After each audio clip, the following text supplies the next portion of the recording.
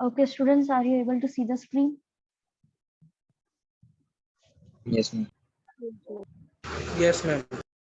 Okay, if you have any problem regarding our previous topics, you can ask me.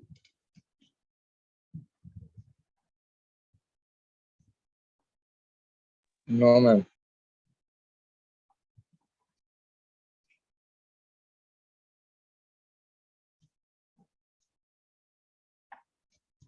Okay.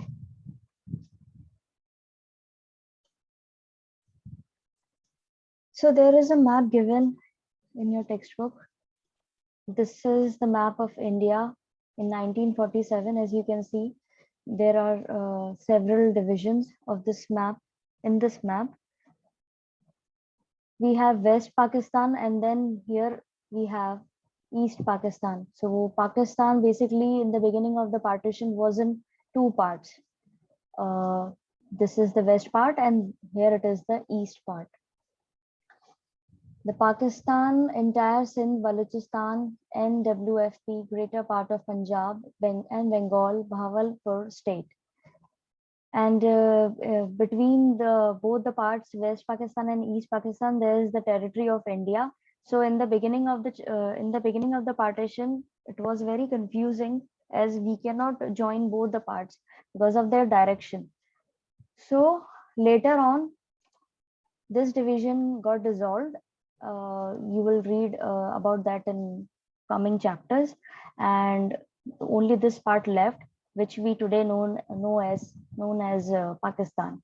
Okay, so there are other things you should see. India protected states. अब यहाँ पर कुछ ऐसी states भी हैं जो India protected states की category में है, यानी कि वो बेसिकली इंडिया की टेरिटरी में है, ना पाकिस्तान से रिलेटेड है ना ईस्ट पाकिस्तान से रिलेटेड है। ठीक है, यहाँ पर इंडिया का जो आपको मैप दिख रहा है 1947 का है, और उस समय में आप देख सकते हो कि कितनी अलग अलग जगह यहाँ पर आपको पढ़ने को मिलेंगी।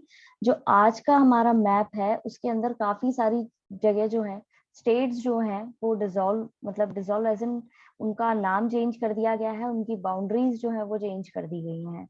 यहाँ पे नीचे की तरफ आपका नया मैप जो है 2019 का ये दिया हुआ है, इसको आप देख सकते हो कि इसके अंदर काफी क्लैरिफाइड तरीके से बताया हुआ है कहाँ पे कौन सी स्टेट है। ठीक है, समझ में आ रहा है? किसी को कोई दिक्कत? No, ma'am. बाकी बच्चे भी बोलेंगे, ब्लैंक नहीं बैठना है। No, ma'am. No, ma'am. No, ma'am.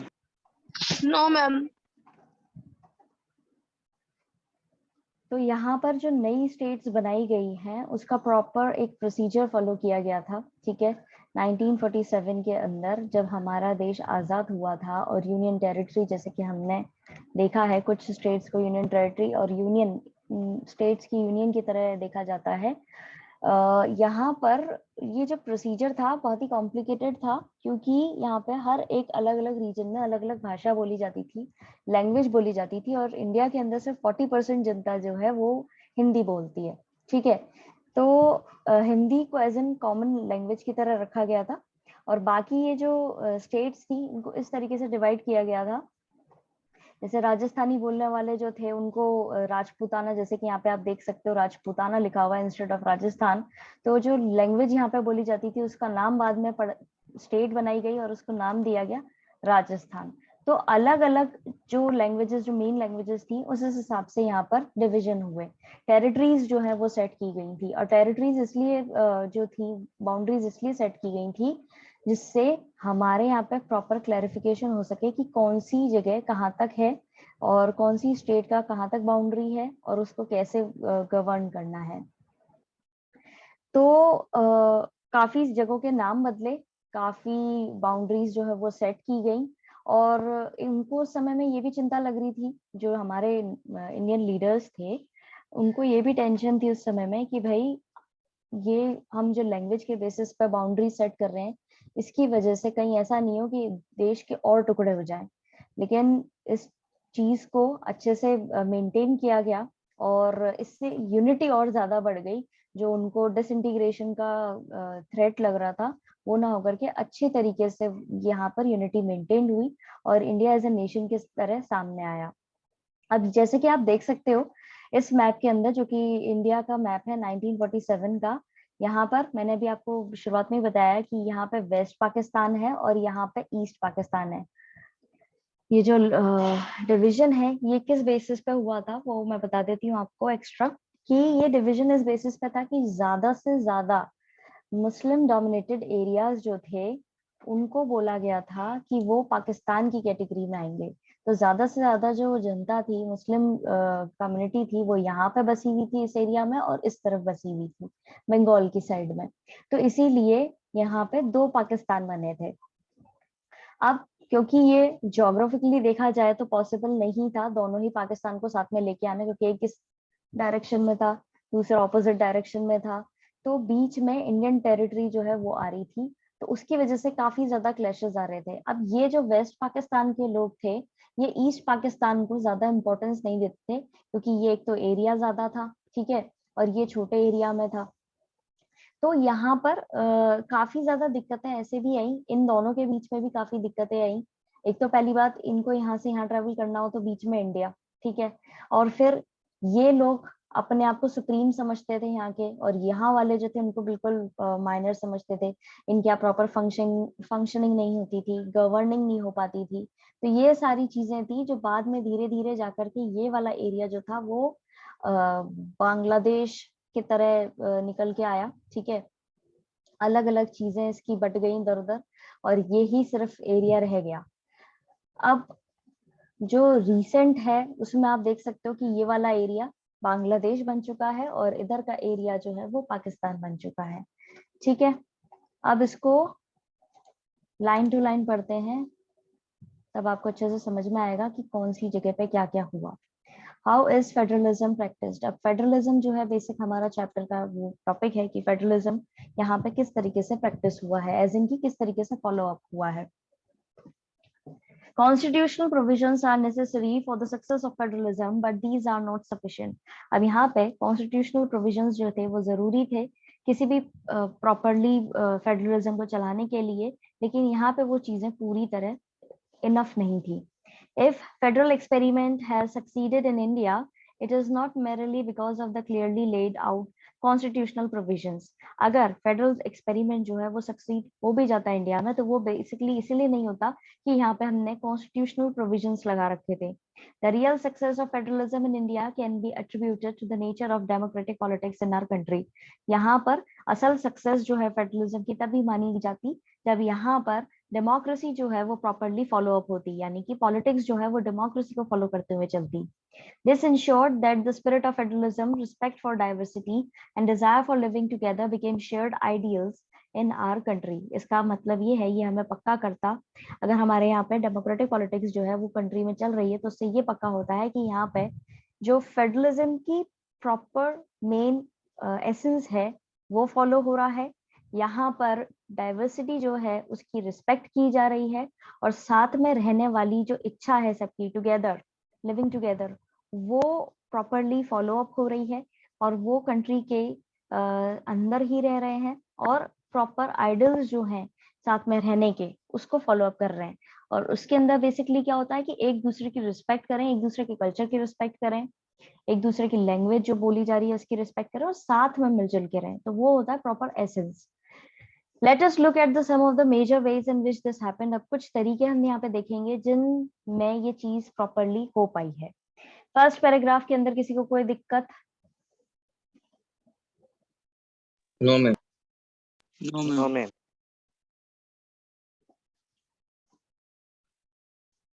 Linguistic states, अब जैसा मैंने आपको बताया था अभी कि लैंग्वेज के बेसिस पे स्टेट्स जो है वो मार्क करी गई थी, डिमार्केट करी गई थी। The creation of the linguistic states was the first and a major test for democratic politics in our country. सबसे मेजर स्टेप जो लिया गया था हमारे देश के अंदर डेमोक्रेटिक पॉलिटिक्स के लिए वो ये था कि यहाँ पर लैंग्वेज के बेसिस पे स्टेट्स बनाई गई थी।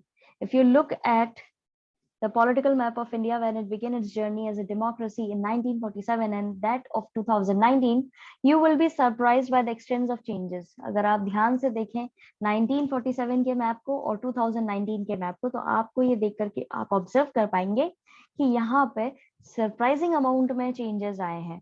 Many old states have vanished and many new states have been created. कई सारी पुरानी स्टेट्स जो है वो गायब हो गई और कई सारी नई स्टेट्स जो है वो क्रिएट की गई. Areas, boundaries and names of the states have been changed. और जो areas थे, boundaries थी और जो नाम थे states के वो सब बदले गए. In 1947, the boundaries of several old states of India were changed in order to create new states. 1947 के अंदर कई सारी boundaries जो है पुरानी states की वो बदली गई थी जिससे नई states बनाई जा सके. This was done to ensure that people who spoke the same language lived in the same state. और ये ऐसा इसलिए किया गया था जिससे एक state के अंदर सेम लैंग्वेज बोलने वाले लोग एक साथ रह सके. Some states were created not on the basis of language but to recognize differences based on culture, ethnicity और geography. अब कुछ states इसलिए बनाई गई थी, उनका बेसिस लैंग्वेज नहीं था बल्कि ये था कि वो कौन से कल्चर को फॉलो करते हैं, कौन सी एथनिसिटी को फॉलो करते हैं या क्या उनका ज्योग्राफी है. ठीक है. These included states like Nagaland, Uttarakhand and Jharkhand. अब ये स्टेट्स जो बनाई गई हैं ज्योग्राफी, एथनिसिटी, कल्चर पर लेकर के उनके नाम दिए गए हैं नागालैंड, उत्तराखंड और झारखंड. इन पैराग्राफ्स में किसी को कोई दिक्कत? No ma'am. No ma'am. तो बस 2 ही बच्चे हैं क्लास में जिनको रिस्पांस देना होता है. No, ma'am.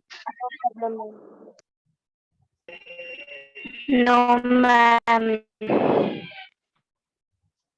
Be attentive in class, students.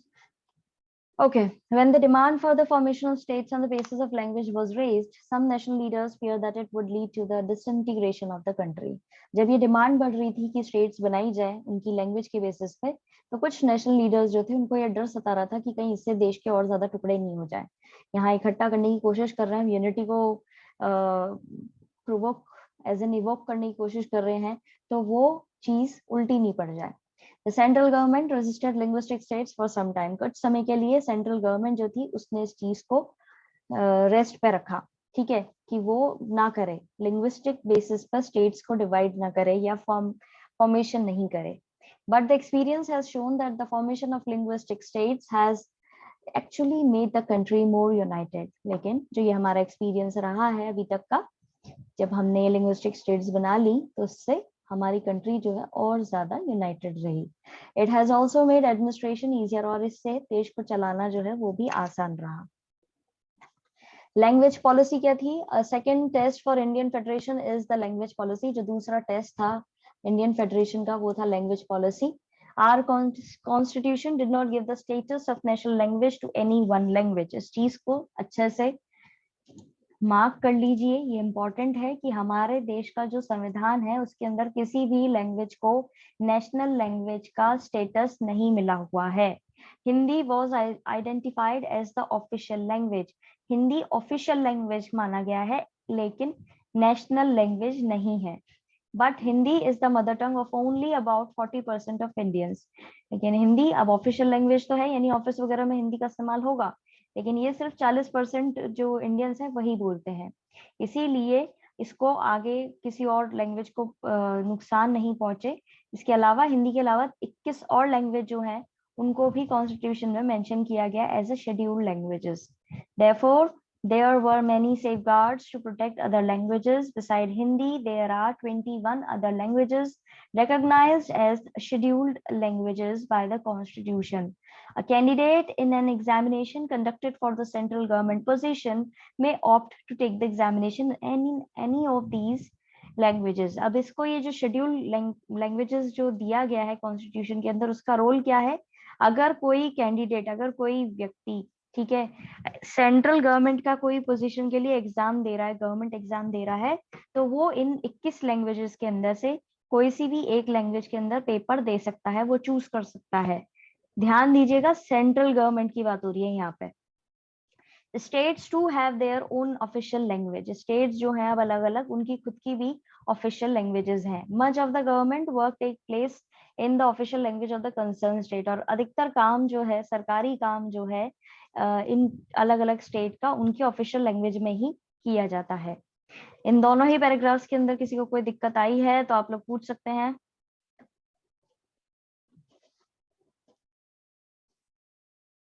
No, ma'am. No, ma'am. No, ma'am. No, ma'am. No, ma'am. No, ma'am. Unlike Sri Lanka, the leaders of our country adopted a very cautious attitude in spreading the use of Hindi. अब श्रीलंका की तरह बिल्कुल different हमारे यहाँ के जो leaders थे उन्होंने बहुत ही ध्यान से इस चीज को मतलब जो हिंदी का इस्तेमाल है वो बहुत ही ध्यान पूर्वक किया है. According to the Constitution, the use of English for official purposes was to stop in 1965. अब संविधान के हिसाब से अंग्रेजी भाषा का जो इस्तेमाल था वो करीब 1965 में ही रोक दिया जाना था. ऑफिशियल पर्पसेस के लिए वो इस्तेमाल नहीं होना था. लेकिन however many non-Hindi speaking states demanded that the use of English continue. हालांकि क्या हुआ, कई सारी जो नॉन हिंदी स्पीकिंग स्टेट्स थी वो स्टेट्स जहाँ पे हिंदी नहीं बोली जाती थी उन्होंने डिमांड करी कि अंग्रेजी भाषा को कंटिन्यू चलने दिया जाए. In Tamil Nadu this movement took a violent form. और तमिलनाडु बेसिकली एक ऐसी जगह है जहाँ पे ये चीज काफी वायलेंट तरीके से चलाई गई. The central government responded by agreeing to continue the use of English along with Hindi for official purposes.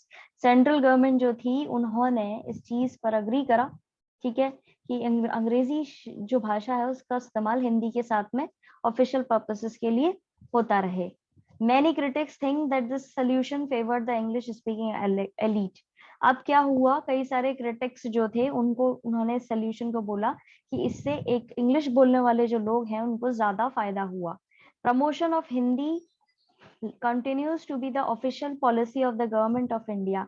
और जो हमारे यहाँ की लैंग्वेज थी, हिंदी जो लैंग्वेज थी उसका प्रमोशन जो है वो लगातार ऑफिशियल पॉलिसीज जो बनाई जाती है हमारे इंडिया के अंदर उसमें उसका इस्तेमाल कंटिन्यूसली होता रहा है.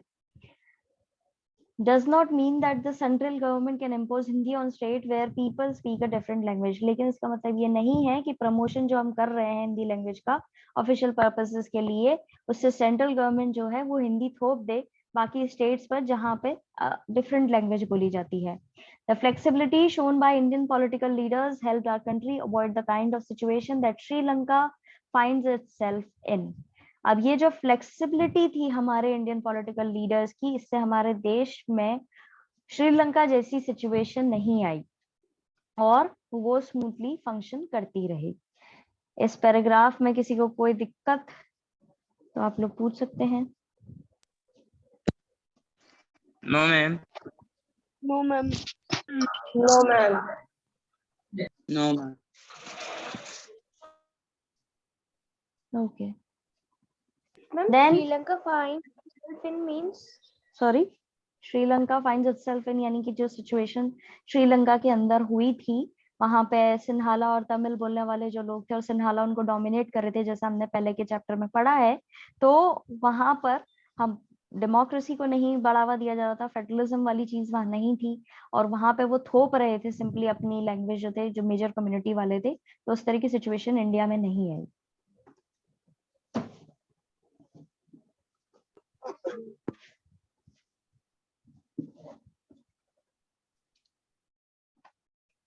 Center-state relations. Restructuring the center-state relations is one more way in which federalism has been strengthened and practiced. अब वापस से सेंटर स्टेट के जो रिलेशन थे उनको अलग तरीके से रीस्ट्रक्चर करना और इस तरीके से कि फेडरलिज्म जो है वो मजबूती से वहां पे प्रैक्टिस किया जा सके, वो भी एक अलग तरीका था, एक अलग फेडरलिज्म को फॉलो अप करवाने का अच्छा तरीका था. How the constitutional arrangements for sharing power work in reality depends to a large extent on how the ruling parties and leaders follow these arrangements. अब constitutional arrangements किस तरीके से काम करेंगे पावर शेयरिंग वाली चीज को लेकर के, वो डिपेंड रियलिटी में उस पर करता है कि वहां की जो रूलिंग पार्टीज है और लीडर्स जो हैं वो इस अरेंजमेंट्स को कितना फॉलो कर रहे हैं और कितना इग्नोर कर रहे हैं. For a long time, the same party ruled both at the center and in the most of the states. काफी समय के लिए जब हमें आजादी मिली थी 1947 के बाद, तो कॉन्जिक्यूटिव 3 इलेक्शन जो हुए थे, ठीक है, वहां पर सिर्फ एक ही पार्टी रूल कर रही थी, वो थी कांग्रेस. ठीक है, तो जब कांग्रेस वहां पर रूल कर रही थी तो उसने वहां पर काफी ज्यादा गलत फायदा उठाया था. ये जो अरेंजमेंट्स थे उनको अपनी तरफ से मोल्ड करने की कोशिश करी थी और बेसिकली उसकी वजह से काफी खामियाजा भुगतना पड़ा था बाकी पार्टीज को। यानी दूसरी जो रीजनल पार्टीज थी जो उठने की कोशिश कर रही थी उसके सामने, वो प्रॉपरली सरवाइव नहीं कर पा रही थी, और सिर्फ एक पार्टी जो थी वो डोमिनेट कर रही थी, भले ही वो सेंटर के इलेक्शंस हो या स्टेट के इलेक्शंस हो। अब क्योंकि जो कांग्रेस पार्टी थी, यहाँ पे नाम मेंशन नहीं किया गया, मैं आपको बता रही हूँ कि कौन सी पार्टी ने रूल किया है। तो कांग्रेस जो पार्टी थी बेसिकली वो आजादी से पहले से ही काफी ज्यादा एस्टेब्लिश हो चुकी थी। इंडिया के काफी सारे लोकल एरियाज में भी उसके ऑफिशियल ब्रांचेस जो थी वो खुल चुकी थी, और अधिकतर जितने भी नेशनलिस्ट लीडर्स थे, जो फ्रीडम लीडर्स थे, वो उसी पार्टी को बिलोंग करते थे, और ये काफी पॉपुलर पार्टी थी उस समय में। तो वहां पर उसका फायदा उठाते हुए ये लोग काफी इलेक्शंस जीत रहे थे। No matter what they were doing, कोई फर्क नहीं पड़ रहा था कि वो क्या काम कर रहे हैं और क्या नहीं कर रहे हैं, but because of they were popular, तो वो इलेक्शन जीतते जा रहे थे। 3 बार उन्होंने इलेक्शन जीते हैं, और उस दौरान जो उन्होंने पावर का इस्तेमाल किया है वो काफी गलत तरीके से किया है। कुछ लीडर्स ऐसे भी आए हैं जिन्होंने अपनी पोजीशन का इस्तेमाल करके जो राइवल या एक तरीके से जो ऑपोजिशनल पार्टीज थी उनको जबरदस्ती जेल में डलवा दिया गया, अपनी तरीके से कॉन्स्टिट्यूशन को बदलने की कोशिश करी। जब उनके काम करने के तरीके पे क्वेश्चन उठाए गए तो उस चीज को एक तरीके से अच्छे उसमें ना लेकर के उन्होंने अग्रेसिव तरीके से उसका रिएक्शन दिया। तो इस तरह की काफी सारी चीजें हुई, और अगर कोई ऐसी स्टेट बच भी जाती थी जहां पे कोई कांग्रेस ना होकर के दूसरी पार्टी जीत जाती थी इलेक्शन, तो उसको अंडरमाइन करने की हर एक कोशिश करी, यानी उसको इंटीरियर फील कराने की या उसकी सरकार गिरा देने की किसी भी तरीके से, क्योंकि दिस इज पॉलिटिक्स, तो पॉलिटिक्स के अंदर उन्होंने सब तरीके का इस्तेमाल करके हर कोशिश करके उनको हटाने की भी वो करी है। तो यानी कि यहाँ पे जो चीज बोली गई है कि पूरी तरीके से डिपेंड करता है कि रूलिंग पार्टीज और उसके लीडर्स जो हैं इस अरेंजमेंट को किस तरह से फॉलो कर रहे हैं और किस तरीके से वॉयलेट करते हैं। तो उसका एक एग्जाम्पल मैंने आपको भी दे दिया है। समझ में आया? किसी को कोई दिक्कत? No, ma'am. ओके, नाम yes.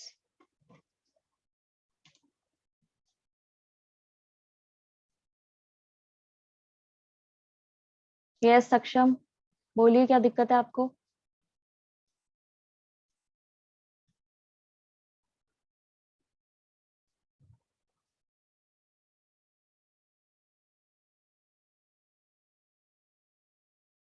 Okay students, that's it for today. We are running out of time. आज इतना ही करेंगे. We'll continue center state relations in our next class, which will be on Monday. Till then, go through the chapter and collect up your problems. Bye, ma'am. Thank you. Bye, ma'am.